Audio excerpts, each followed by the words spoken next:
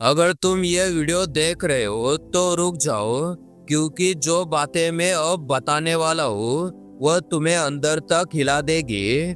और औरत के मुस्कुराते चेहरे के पीछे क्या चल रहा होता है तुम सोच भी नहीं सकते। तो अगर तुम तैयार नहीं हो तो ये वीडियो यही बंद कर दो। लेकिन अगर तुम वाकई तैयार हो औरतों के मन की साइकोलॉजी को समझने के लिए, तो तैयार हो जाओ उस दुनिया में जाने के लिए जहाँ लॉजिक नहीं, इमोशन रूल करते हैं। मैं एक बार एक लड़की से मिला था, सब कुछ परफेक्ट था। वो मुस्कुराती थी, बात करती थी और मुझे लगता था कि वो मुझे पसंद करती है। पर अचानक एक दिन उसने बात करना बंद कर दिया, बिना किसी रीजन के, बस साइलेंस। और मैं सोच में पड़ गया, क्या मैंने कुछ गलत किया या क्या वह बस ऐसा ही करती है। तब पहली बार मुझे समझ आया, औरतों को समझना सिर्फ बातों से नहीं, उनके बिहेवियर के पीछे छुपे इमोशंस को पढ़ने से आता है। साइकोलॉजी कहती है कि महिलाएं लॉजिक से नहीं, इमोशन से सोचती है।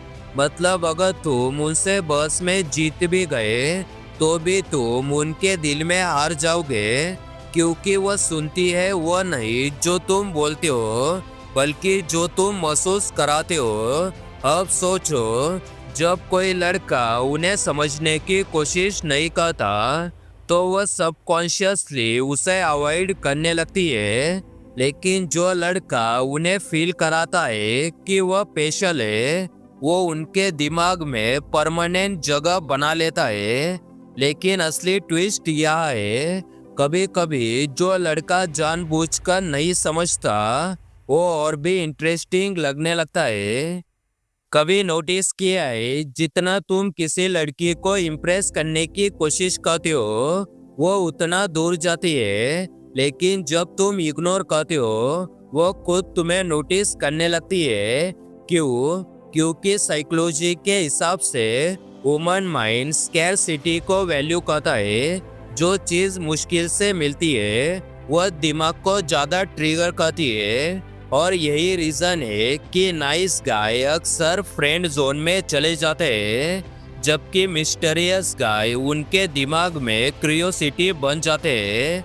अब तुम्हें लग रहा होगा, तो क्या लड़कियों को बैड बॉयज पसंद है? इसका जवाब मैं अभी नहीं दूंगा, क्योंकि पहले तुम्हें एक और चीज समझनी होगी, फीमेल इमोशनल इंटेलिजेंस। औरतें बचपन से ही इमोशन पढ़ने में एक्सपर्ट होती है। तुम झूठ बोलो, फेक स्माइल दो, वह इंस्टेंटली पकड़ लेगी, क्योंकि उनका दिमाग नॉन वर्बल सिग्नल्स जैसे body language, tone, micro expressions detect करने में हमसे कई आगे होती है। लेकिन यहाँ पर एक डार्क साइकोलॉजिकल ट्रिक काम करती है। अगर तुम अपने इमोशन को कंट्रोल करना सीख गए तो तुम उनके दिमाग के रडार से गायब हो जाते हो।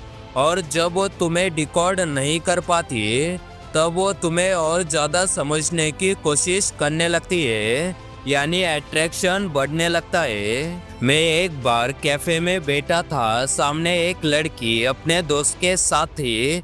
उसकी नज़रें बार बार मेरी तरफ जा रही थी, क्योंकि मैं रिएक्ट ही नहीं कर रहा था। मैं मुस्कुरा भी नहीं रहा था, ना इम्प्रेस करने की कोशिश कर रहा था, बस शांत था, ऑब्जर्व कर रहा था। और यही उसकी क्यूरियोसिटी बन गया। कभी कभी साइलेंस ही सबसे पावरफुल वेपन होता है, क्योंकि जब तुम कुछ नहीं बोलते वो सोचती है यह क्या सोच रहा है, और बस वो वही फंस जाती है। अब तुम सोच रहे होगे, भाई इतना डीप सोचने लगे तो प्यार होगा या साइकोलॉजी प्रैक्टिकल एग्जाम, रिलैक्स, यह सब सिर्फ सोचने के लिए, मैनिपुलेट करने के लिए नहीं। क्योंकि असली पावर तब आती है जब तुम समझो, कंट्रोल करो और रिस्पेक्ट दो। जो मर्द अपने इमोशन को कंट्रोल करना सीख जाता है वह किसी भी रिश्ते में पावरफुल बन जाता है, क्योंकि वह रिएक्ट नहीं करता, वह रिस्पॉन्ड करता है। और यही डिफरेंस होता है एक ऑर्डिनरी गाय और एक अल्फा माइंडसेट वाले मैन में। अगर वो गुस्सा करे तुम क्लेम रहो, अगर वो टेस्ट करे तुम स्माइल दो, अगर वो दूर जाए तुम चेस मत करो, क्योंकि जो तुम्हारा है वो खुद लौट कर आएगा।